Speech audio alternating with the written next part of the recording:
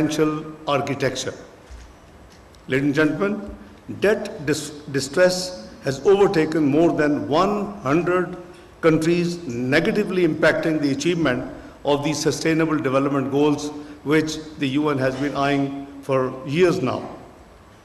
Developing countries like Pakistan continue to face the brunt of climate change and crisis, despite contributing negligible in the emissions, but we remain one of the top 10 most vulnerable countries on the globe. Ladies and gentlemen, in this backdrop, cooperation, not confrontation, should be the hallmark of our international approach. That is why Pakistan remains a firm believer in the enduring relevance and importance of multilateralism. As the world's most representative multilateral institution, the United Nations uniquely placed to address global challenges. We support the need for the universal and consistent adherence to the fundamental principles of the UN Charter, including the self-determination of people, non-use or threat of use, and the pacific settlement of disputes. After years, the unanimous adoption of Resolution 2788 during Pakistan's presidency of the UN Security Council, which I chaired in July earlier this year, demonstrates Pakistan's commitment to multilateralism and the peaceful settlement of disputes, respect for the UN Charter, and effective implementation of Security Council resolutions. Excellencies, ladies and gentlemen, we must strengthen multilateral institutions, especially the UN, while adapting them to address contemporary and future challenges. During Pakistan's presidency, we also held a debate as to strengthening of the bond between UN and OIC, which is the second largest multilateral fora on the globe. It is hard to imagine a world without such institutions. In the same spirit, Pakistan remains supportive of other initiatives aimed at increasing multilateral cooperation, including the Global Governance Initiative of President Xi of China, to which Pakistan is a signatory, which seeks to make the global governance system more responsive to the needs of developing countries and to address the common challenges. Excellencies, ladies and gentlemen, to strengthen multilateralism, all states, small or large, must accept and respect the principles of UN Charter and international law. To break the vicious cycle of poverty and rising global inequality, we must confront head-on the imbalances in international economic relations. Neither the SDGs nor climate goals can be achieved without international cooperation and strict implementation mechanism.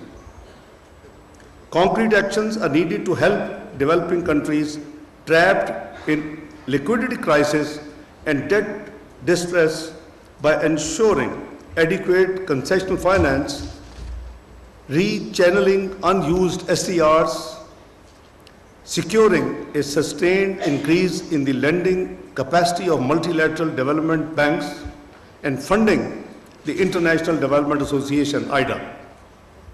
The international financial architecture must be reformed to promote development and global financial equity. Likewise, United Nations, including Security Council, require urgent reforms for which Pakistan is fully supportive and actively participating. Ladies and gentlemen, the world trading system must also be redesigned to promote sustainable development. Access to advanced technologies, especially digital technologies, must be equitable, accessible, and non-discriminatory. We also need enhanced global climate action and international cooperation to mitigate the negative impacts of climate change based on the established principle of equity and common but differentiated responsibilities and respective capabilities.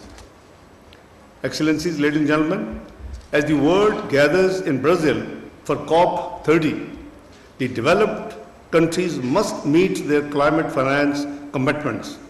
with a balanced focus on adaptation, mitigation, and loss and damage.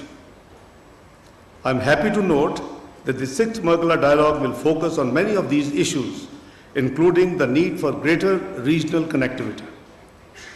Located at the crossroads of South Asia, Central Asia, and the Middle East, Pakistan is endowed with rich mineral and natural resources and human resources and enormous economic potential. I could see a slide there, a board which is indicating Pakistan has copper, lithium, and other rare earth materials. I think this is very meaningful.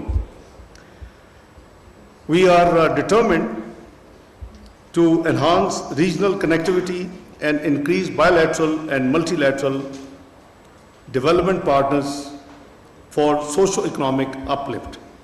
We remain determined to capitalize on these inherent advantages for the prosperity and betterment of our people and our region by prioritizing geoeconomics as one of the cardinal pillars of our engagement with international partners.